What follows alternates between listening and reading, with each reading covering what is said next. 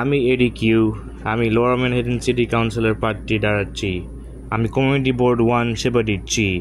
আমি একমাত্র শ্রমজীবী প্রার্থী, সাবেক ইউনিয়ন এবং সামরিক ভেটারান। আমি দাঁড়াচ্ছি কারণ আমি চাই নিউ ইয়র্ক সিটি সফল হোক।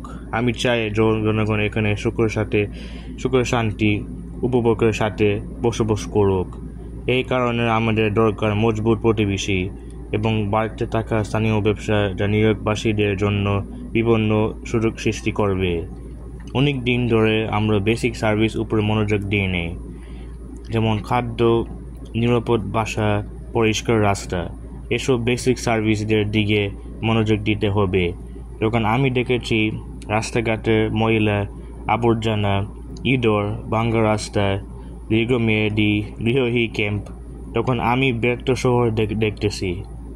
আমাদের পাবলিক স্কুলগুলো আজকের অর্থনীতির জন্য আমাদের ছাত্রছাত্রীদেরকে বাস্তব দক্ষতার সাথে প্রস্তুত করতে হবে।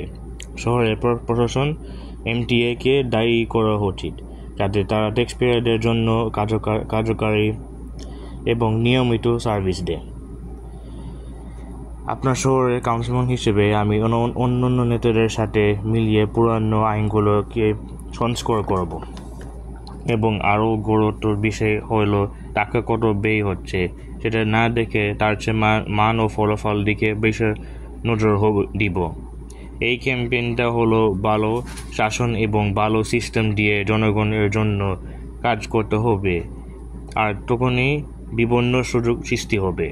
যখন শহরের সেবা নির্ভরযোগ্য হয় তখন আইনগুলো ক্লিয়ারভাবে প্রয়োগ করা যাবে।